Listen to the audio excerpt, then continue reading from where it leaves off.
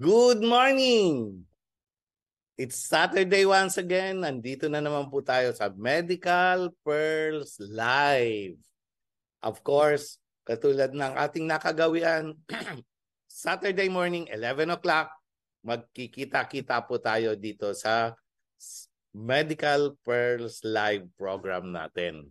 Okay, dahil katulad ng sinabi ko, today is still within August at dineclare ng Department of Health ng Pilipinas na it's a family planning month. Kaya pag-uusapan pa rin natin ang mga bagay-bagay na tungkol sa family planning within the field of urology. Yan. Siyempre, alam niyo naman po tayo ay isang specialistang urologist and ito po ang ating maisi-share sa ating tagapanood o sa ating mga pasyente, yung ating kaalaman tungkol sa urology and in connection with family planning. Okay? So, bago tayo magpatuloy, batiin ko lang muna ang ating mga taga-subaybay na nagpapaalala sa akin. Unang-una po si Ron Midala from New York. Bigla niya akong sinabihan na tagapanood daw siya at sumusubaybay siya sa ating programa. Number 2, si Alex. Hi, Alex. Yun. Kasama niya si Joy doon sa Scout Torillo or Tobias dyan sa Scout area ng Quezon City. Yun. Then, of course, si Nedis sa Northern Samar. Ay, batiin ko pala si Ethel Chu dyan sa Katarman, Northern Samar. Fiesta sa inyo ngayong weekend. Kaya marami na naman mamimiesta dyan. And batiin ko rin lahat ang mga taga Bubon Metro Manila Residents Association. Fiesta naman yung mamayang gabi celebration sa Quezon City. Yan. So, magpatuloy po tayo. Sit back, relax, and tuloy tayo sa ating talakayan ngayong umagang ito. Okay. So, ang pag-uusapan po natin, since it's family planning month, walang iba kundi yung kondisyon na walang similya or tinatawag nating azoospermia. Gusto magkaanak pero ang similya nila, ang kanilang semen ay 0 o walang makitang similya. Okay, next slide please. Katulad ng sinabi ko, ang family planning po since August is a family planning month, hindi lang po pagbabawas ng panganganak ni Mrs. ang pinag-uusapan, pero kasama ho sa pagpaplano ng pamilya kung kailan magkakaanak at kung ilang anak ang gusto nila. Okay? Depende rin po yon sa kondisyon, physical health ni Mrs. and lalo na tayo sa urology, the physical health ni Mr. Yan. So, ang topic po natin ngayong umagang to is still on fertility. Paano magkakaanak si Mr. Paano makakaanak? Yan. So, next slide please. Katulad ng sinabi ko, the field of urology, ulitin ko lang po, ay kasama po ang daanan ng ihi and the reproductive organs ng lalaki. So, ang field of fertility sa male side, kasi it takes 2 to manage fertility. Ang babae po ay sa OBGYN, ang lalaki naman po ay sa urologist. Okay? So, alam na po natin yan. Pag kayo ay hindi magkaanak, 1 year na kayong magkasama o na mag-asawa, at walang anak na nagagawa, wala pa rin hong hindi mabuntis si Mrs., maybe that would be the time to seek professional help. Pag babae, sa OBGYN, ang lalaki naman po ay sa urologist. Okay. So next slide please. Yun. Ang specific topic natin ngayong umagang ito is azoospermia. Ibig sabihin, walang makitang sperm cell o semilya sa kanilang semen. Okay? No sperm in ejaculate, and this is one of the leading cause of male infertility. You know, hindi lang po pagiging macho ang isang lalaki. Marami ho ako maging pasyente na talagang nag-bodybuilding, malalaki ang katawan. Pero after 1 year of married life, lalapit sila. Yung pala, meron silang azoospermia or walang sperm cells sa kanilang similya. So, hindi ho ibig sabihin macho tingnan ang isang lalaki, pero pwede rin po siya magkaroon ng infertility problem or azoospermia. Okay? Yun po yun. Next slide. So, maraming klase ho. 2 klase ang azoospermia. Pwede po yung obstructive azoospermia. Ibig sabihin, yung daanan ng similya ng sperm cell simula sa itlog, alam niyo naman po, di ba? Ginagawa ang sperm cell sa itlog at ilalabas natin to papuntang seminal vesicle and doon mag-i-stay ang ating sperm cells. Then, by that time, it would take 92 days yung biyahe ng sperm cell. Simula sa itlog hanggang sa makarating siya sa seminal vesicle. And seminal vesicle, as the name itself, it's a vesicle, it's a container. Doon po nai-stack ang mga sperm cells. And pag nagkaroon ng ejaculation, magko-contract yung seminal vesicle at ilalabas niya yung sperm cells na yon. Okay. So, pag any part of this travel sa daanan na to ay nagkaroon ng bara, yun po yung tinatawag nating azoospermia. So, hindi po makalabas ang mga sperm cells pagbarado. Pwede po mabarahan ang tube o vas deferens or sa epididymis or sa may seminal vesicles or sa ejaculatory duct. Anything na daanan ng sperm cells, pwede ho magkabara. Pwede ring sperm blockade but is blocked from the exit. Yung pag-ejaculate na mismo. Okay. So, pwede ho mangyari yun. Kaya ang kalalabasan, meron hong similya, may fluid, kasi ho, ang fluid ng semen ay, yung similya is 10 to 15% lang sa volume. Ang karamihan po is prostatic secretion, seminal vesicle secretion, and urethral secretions. Yun po. So, pwedeng may nakikita kayo na may fluid, pero walang laman na sperm cells. Yung pala, barado. Okay. So, yun yung tinatawag natin obstructive azoospermia. Okay. So, ang susunod naman po, next slide, is the non-obstructive azoospermia. Ibig sabihin, hindi siya barado. Walang bara sa daanan ng sperm o ng similya. Pwede mangyari yon pag hindi nagkakaroon ng production o poor or lack of semen production or yung buong fluid mismo or hindi talaga siya gumagawa ng sperm cell. Pwede yung structural or functional defect. Sa functional defect naman, pwede yung kakaroon ng retrograde ejaculation. Instead na tumatalsik palabas ang semen, bumatalsik pabalik papunta sa loob ng pantog ang semen. Yun yung tinatawag nating dry ejaculation. Nangyayari po ito pag ang labasan ng ihi, yung bladder neck, ay bumubukas o lunuluwagan natin. It's either through surgery or may iniinom na gamot na pampaluwag ng labasan ng ihi.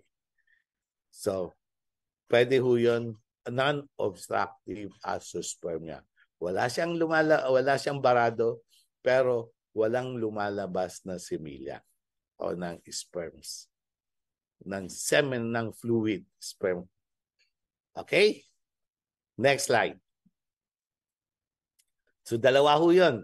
The non-obstructive and the obstructive. So, ang obstructive causes, yung mga may bara, una-una, pwede ho dahil nagka-trauma. Kadalasan po dito yung mga nasisipa sa bayag or nagkakaroon ng straddle injury, yung biglang nahuhulog, tinatamaan ang singit, yun. Nagkakaroon ng inflammation, then nagkakaroon ng fibrosis, and nababarakan yung daanan ng similya, ng sperm cells. Pangalawa is infection. Pwede po dahil nagkakaroon sila ng infection or sexually transmitted diseases, which are the main causes, nababarahan yung daanan ng ihi, ay ng sperm cells. Pangatlo is inflammation. Pwede ring nagkaroon ng trauma, nagkaroon ng infection, namamaga, persistently namamaga siya, kaya nagkakaroon din ng bara. And pang-apat, intentional vasectomy. Ibig sabihin, talagang nagpa-vasectomy yung isang lalaki. Pinutol niya yung daanan ng similya ng sperm cell. Dahil nga binarahan, pinutol, siyempre walang lalabas na sperm cell. Remember, vasectomy is reversible. Ibig sabihin, pag ikaw ay nagplanong magpa-vasectomy, pwede nyo yun ipabalik. But, yung chances of success medyo humihina. Habang tumatagal, humihina yung chances na maibalik nyo sa normal ang bilang ng sperm cell or makakadaloy ulit kaagad ang production or ang passage ng sperm cell.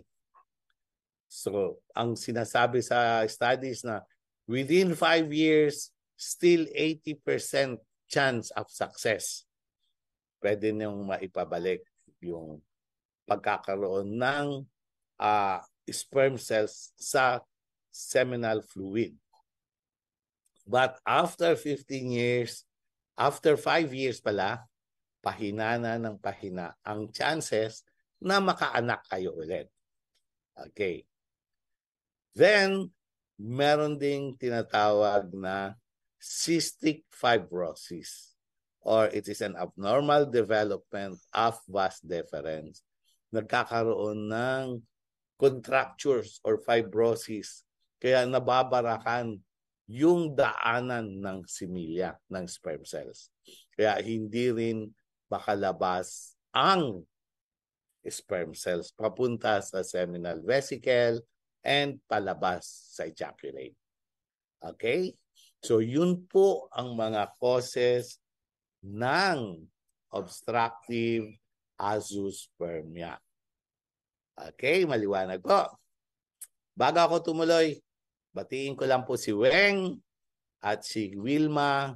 Nanonood po sila ngayon. Okay. So, again, batiin ko rin si Cesar. Ay, Cesar, kita-kita tayo mamayang gabi sa Bumrah. Okay, next slide please. So, kung meron tayong obstructive causes, meron naman tayong non-obstructive causes. Sa non-obstructive causes naman, number 1 is genetic mutation. Ibig sabihin, inborn talaga, nasa genes talaga, merong problema sa production ng sperm sa bayag. Number 2 is hormonal imbalance. There are times na nagkakaroon ng hormonal imbalance ang isang lalaki. So, pag medyo tumataas ang hormones ng babae, syempre, yung production ng semilya ay nawawala. Diba? Lalo na ngayon, usong-uso, maraming lalaki ang gustong maging babae. So, ang ginagawa nila, umiinom sila ng hormones na pambabae. So, nagkakaroon ng hormonal imbalance, tumataas ang hormones ng babae, kaya yung production ng testosterone bumababa and production ng sperm cell nawawala. Yun po ang cause ng hormonal imbalance. Next, yung pangatlo po is retrograde ejaculation. Sa retrograde ejaculation naman, sinasabi ko kanina, kasi sa ejaculation, kailangan po mag-contract ang seminal vesicle, magsara ang bladder neck para tumalsik palabas ang ejaculate or semen. Pag-contract ng prostatic urethra, talsik yun palabas. Pero kung bukas ang bladder neck, since mas malapit ang pantog sa labasan ng ihi, sa dulo ng urethra, pag-contract ng prostatic urethra, instead na tumalsik palabas ang semen, tatalsik siya pabalik, papunta sa loob ng pantog. Yun po yung sinatawag na retrograde ejaculation. Kaya ho retrograde kasi pabalik. Okay. At dahil doon, nagkakaroon ng empty ejaculate or walang fluid.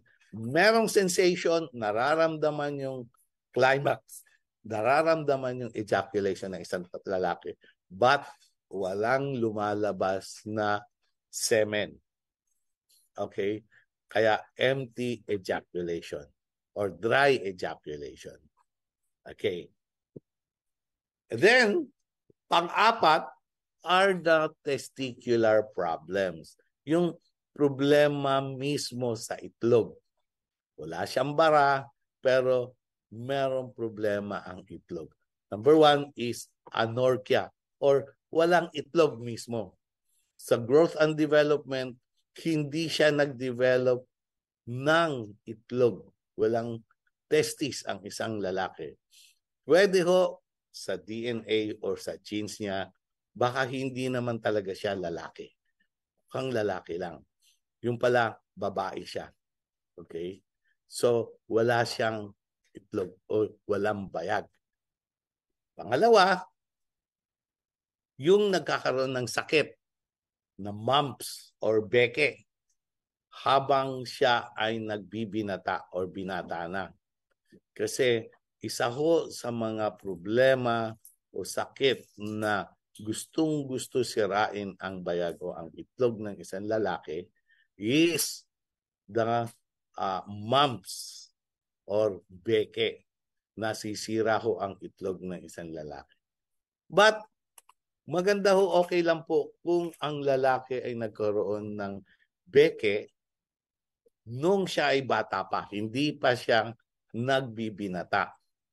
So hindi pa masyadong develop ang testicles.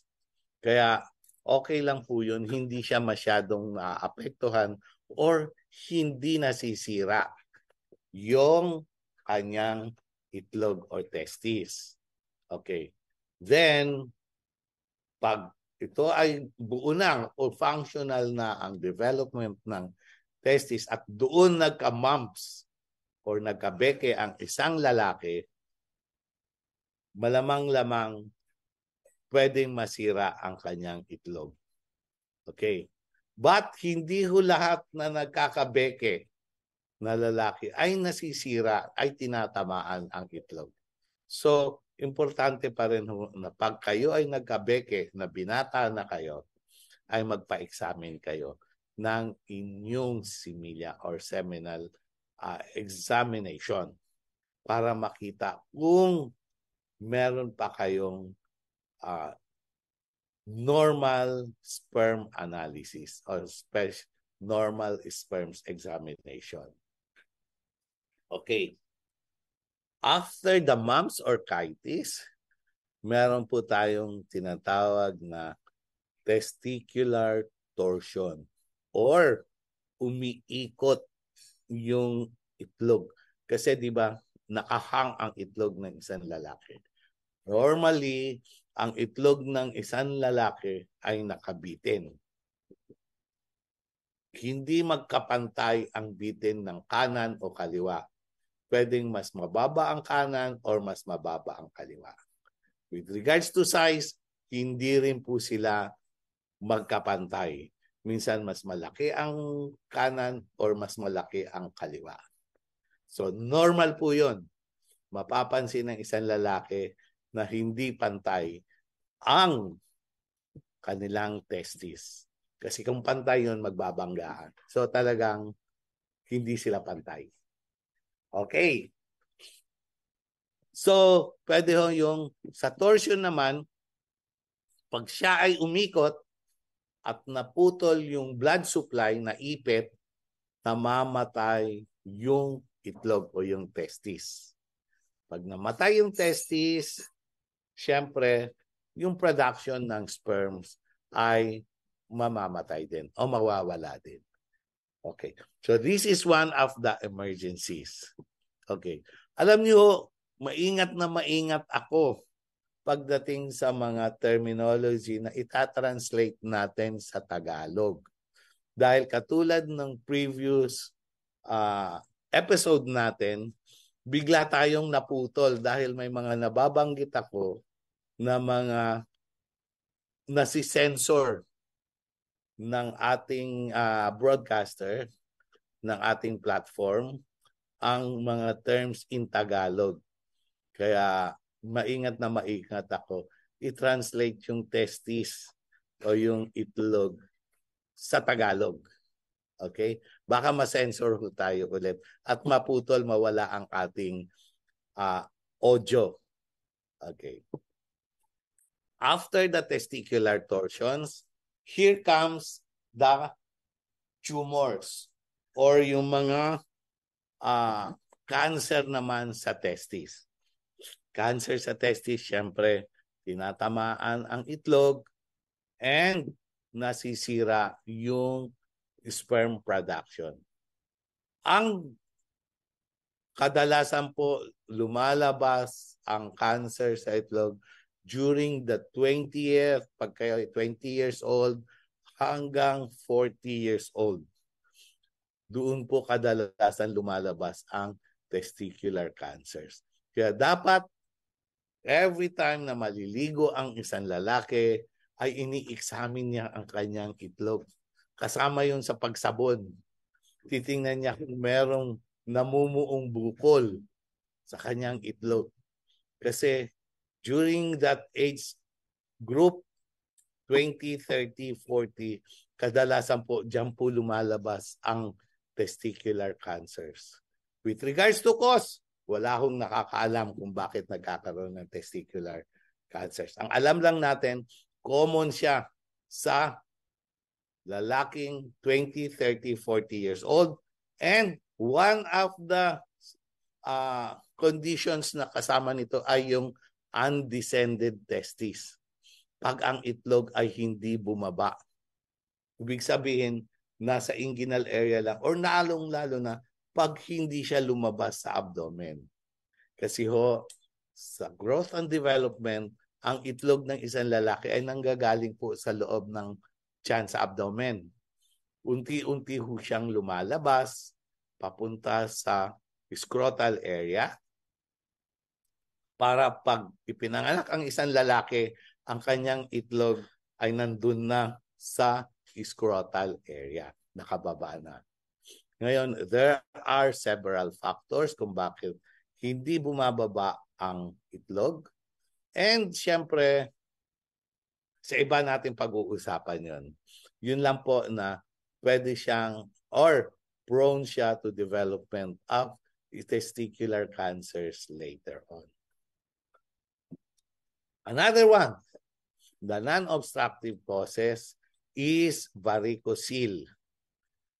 Varicocele is one of the common causes of decreased production or non-production of sperms, nasisira yung production dahil mainit yung scrotal area, yung testis na iinitan. Kaya hindi nagdi-develop ng sperm cells. Yan. Nalilito po ako between the sperm cells and the spermatic fluid. Okay. So, ngayon lumalabas sa mga pag-aaral na isa din sa mga nagkakaroon ng problema sa azoospermia or walang sperm cells, sinisira ang production ng sperm cells, ay ang post-COVID.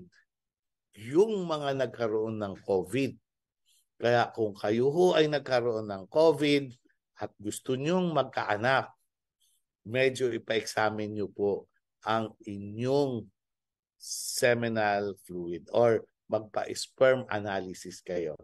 Dahil dumadami po ngayon, nakikita namin mga urologist na yung mga nagka-COVID ay inaatake din ang itlog o testis and nasisira din ang production ng sperm. So lumalabas po ngayon na one of the non-obstructive causes of azoospermia is COVID or post-COVID infection. Katulad po ito ng mumps orchitis. Okay. So yun po yung mga causes ng non-obstructive azoospermia. Genetic mutation, hormonal imbalance, retrograde ejaculation, and testicular problems. Okay? Maliwanag po. Kung meron po kayong tanong or gustong i-clarify, huwag po kayong mag-atubili.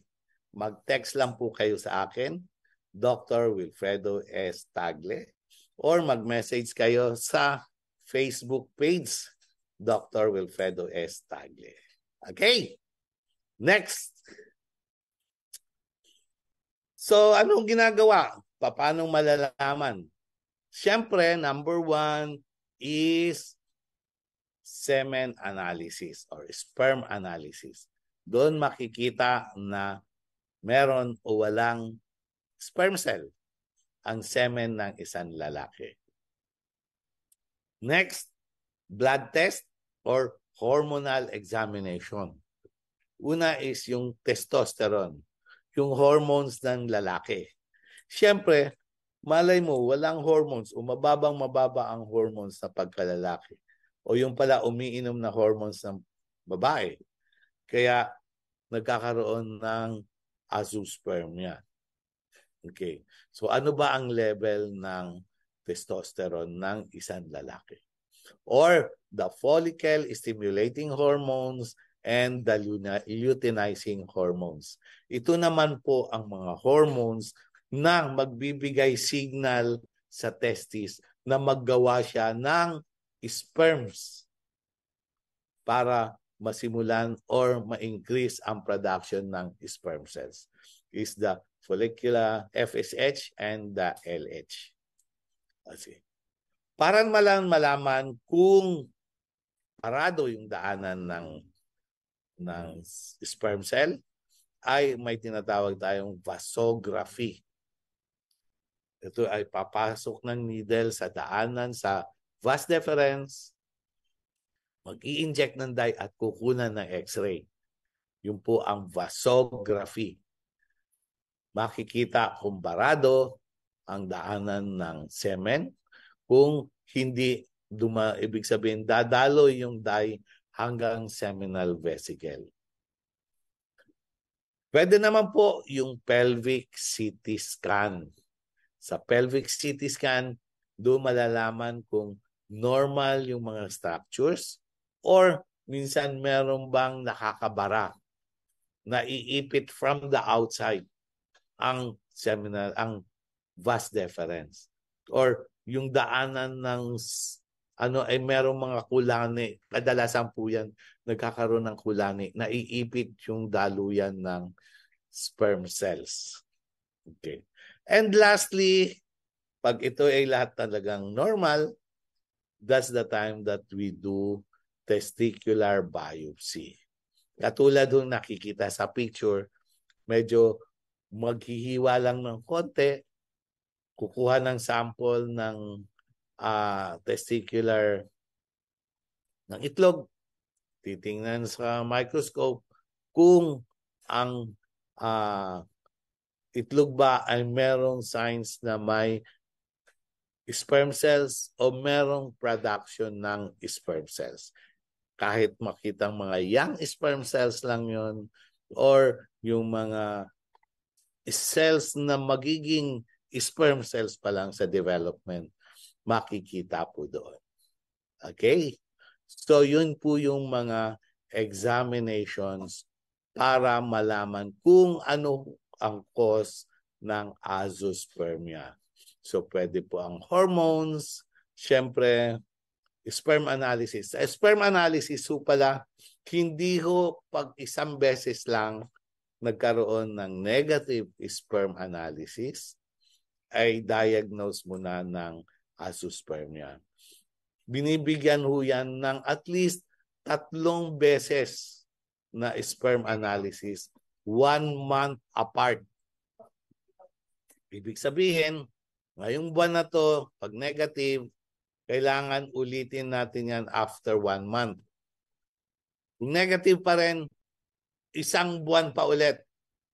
Mag-i-sperm analysis pa ulit after 1 month. So 3 negative, 1 month apart, that would be the time na pwede nating i-label ang ating pasyente, ang isang lalaki na meron siyang azoospermia. Okay. So hindi lang po isang beses. Dapat 3 beses, 1 month apart ang examinations. Okay. So yun po yung mga examinations. Next slide please. So pag meron ho talaga, diretso na kayo sa isang urologist. Marami ho kaming urologist. 60% of urologists nandito po sa Metro Manila. Pwede nyo pong dalawin. And sa mga probinsya naman po, marami rin po ang graduate ng urology training and magaganda na po ang urology training all over the country. So kahit sinong urologist po, alam nila ang kanilang gagawin. But meron pong mga subspecialist na urologist na nagpakadalubhasa sa fertility. Pwede rin po silang puntahan. And of course, syempre, since subspecialty nila is fertility, mas marami silang experience at mas marami silang nakikitang merong problema and nagagamot ang kanilang ang infertility ng isang lalaki. But, sinasabi ko po sa inyo, lahat po ng urologist basta dumaan sa training, marunong ho maggamot ng infertility ng isang lalaki. Minsan lang po, ang isang urologist ay sa dami ng kanyang trabaho, sa dami ng kanyang pasyente, inire-refer na lang niya kaagad ang infertility cases doon sa may subspecialty ng fertility. Kasi po, talaga hong mabusisi maggamot ng isang fertility. Marami hong pagdadaanan. Marami kang kailangang i-consider. And syempre, nakakabagbag damdamin po yung may problema sa infertility. Syempre, kasi gustong-gusto nila magkaanak. Hindi mo magawan kaagad dahil mabagal ho, matagal ang paggagamot sa infertility. So kailangan po talaga tiyagaan yon. Kailangan maging matyaga ang isang urologist, maging matyaga ang pasyente na gusto magkaroon ng kasolusyon sa kanilang infertility. Okay? So, paano ho ang treatment? Next slide, please. Yan. Unang-una is medical management. Makikita po kahit ang ibang specialty, nakita nila may problema sa infertility.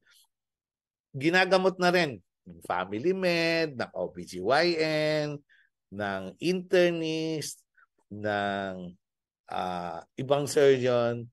Pwede naman po kasi kayang-kaya nila magbigay ng hormonal therapy. Katulad ng clomiphene, anastrozole, letrozole, pampaganda ng semilya, yung mga vitamins, vitamin E. Okay ho lahat yun para maganda ang kondisyon ng itlog at saka ng production ng semilya o ng semen. But kung 3 months na o 6 months ay walang nangyayari, syempre kailangan lumapit na kayo sa espesyalista, sa isang urologist. Yun po. Kasi lalo na pag ang edad ng asawa, ng wife, ay nasa late 40s or early 50s, baka hindi na umabot. Hindi na kayanin. By the time na pwede nang makaanak si Mr., too late na, wala na ring production o hindi na nag-ovulate yung wife. So kailangan po talaga mabilisan, matyaga ang paggagamot sa infertility. Okay. After the medical management, syempre, meron tayong surgical management. As a urologist, kami po ang nagagamot tungkol sa mga pag-oopera sa cases ng infertility, lalo na yung mga obstructive causes ng infertility. And one of the non-obstructive causes is varicocele, which is ginagawa po ng mga urologist. Yung tinatawag na varicocelectomy. Puputulin niyo po yung mga abnormal varicose veins na nagdadala ng dugo simula sa testis papunta sa pabalik sa katawan o sa puso for circulation. Pag maganda ang blood flow sa scrotal area, syempre lalamig ito and gaganda ang production ng sperms. Mabilis ba salita ko? Inom muna ako.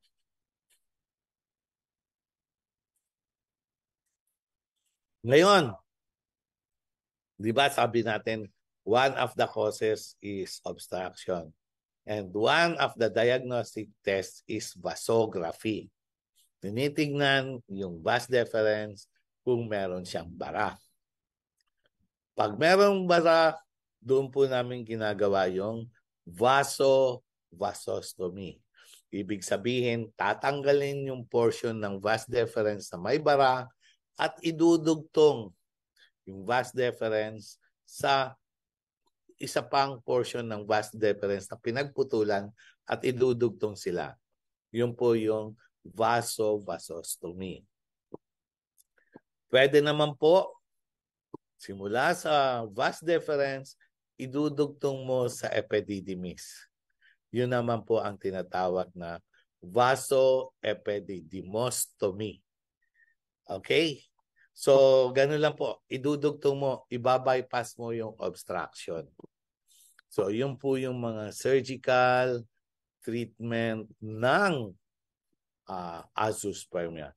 Yung tinatawag naman po na kung common cause retrograde ejaculation, pwede po, may ginagawa na rin po kaming ganon.